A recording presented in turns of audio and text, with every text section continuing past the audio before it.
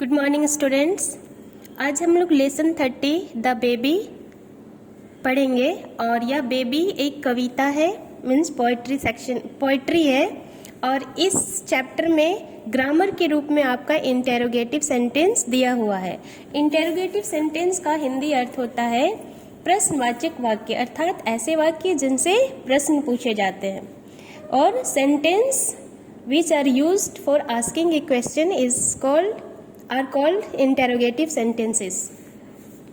तो सेंटेंस आपका 4 काइंड्स होता है और मैंने 4 काइंड्स पूरी तरह से बता दिया है। और इसमें से जैसे फर्स्ट काइंड आपका डिक्लेरेटिव सेंटेंस था और ये सेकेंड काइंड है इंटेरोगेटिव सेंटेंस, जो कि यहाँ पे जितने भी सेंटेंस है कुछ सेंटेंस में प्रयोग किया गया है।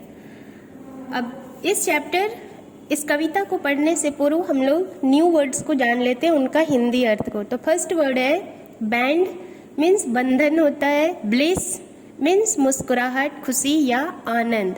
बॉन्ड मीन्स सहमति या समझौता। चिक मीन्स गाल। चेरब मीन्स फरिश्ता या परी या स्वर्गदूत। डार्लिंग मीन्स प्यारा या प्यारी या प्रिय चीज़।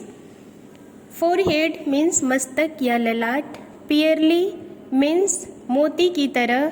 स्पार्कल मीन्स चमक। स्पिन मीन्स घूर्णन या चक्रण।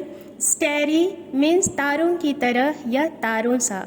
स्ट्रोक मीन्स स्पर्श करना।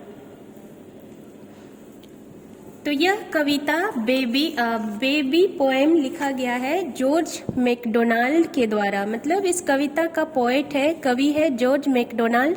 और इस कविता में एक छोटा बच्चा जो कि नया जन्म लिया है, उस बच्चे के साथ कवि और बच्चे के बीच में कन्वर्सेशन हो रहा है, वार्तालाप हो रहा है, जिसमें कवि उनसे कुछ क्वेश्चन पूछ रहे हैं और बच्चा उनका जवाब बहुत ही स्मार्टली दे रहा है।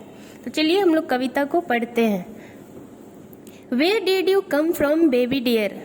कवि बच्चे से पूछता है, प्यारे बच्चे आप कहाँ से आए? Out of the everywhere into this here।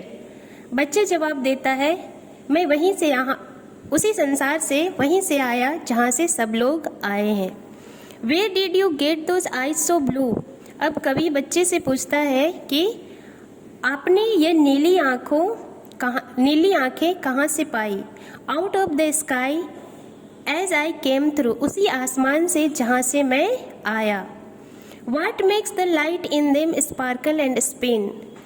कवि पूछता है कि तुम्हारी इन आँखों में रोशनी, चमक और ये चक्रण किसने डाला? Some of starry twinkles left in। बच्चा ने जवाब दिया, कुछ टिमटिमाते तारों ने अपनी टिमटिमाहट इन आँखों में छोड़ दी। Where did you find that little tears?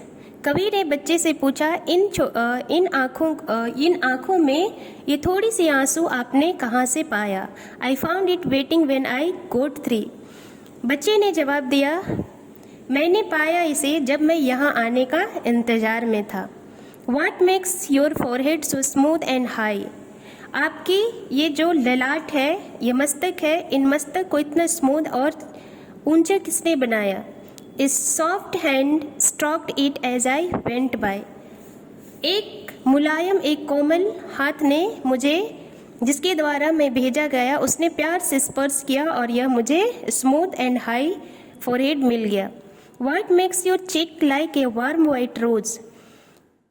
आपकी ये गर्म गुलाब की तरह इन गालों को किसने बनाया? I show something better than anyone knows. बच्चा जवाब देता है कि आप जितने को जानते हैं उनमें से मैं कुछ बेहतर दिखना चाहा, सो भगवान ने मुझे यह गाल, ये सफ़ेद गर्म गुलाब की तरह इन गालों को बना दिया।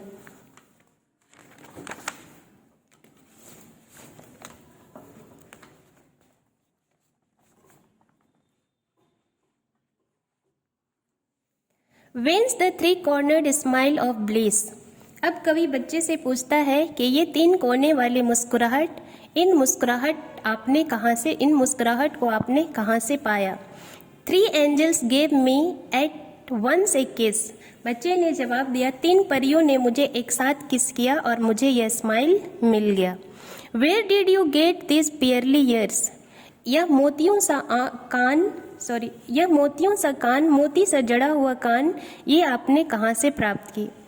God spoke and it came out to here, भगवान ने मुझे पुकारा और यह सुनने के लिए आ गए। Where did you get those arms and hands, कवि ने बच्चे से पूछा कि ये इन बाहों को और हाथों को आप किसने बनाया?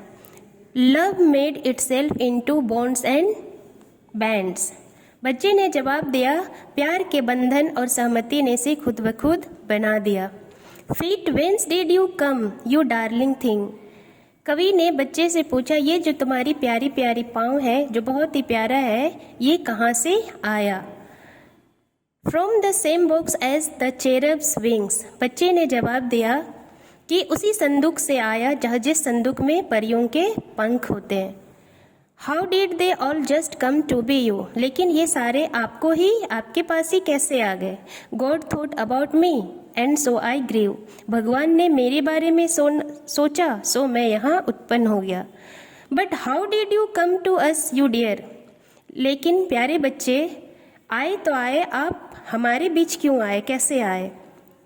God thought about you and so I am here, भगवान ने आपके बारे में सोचा, सो मैं यहाँ आ गया।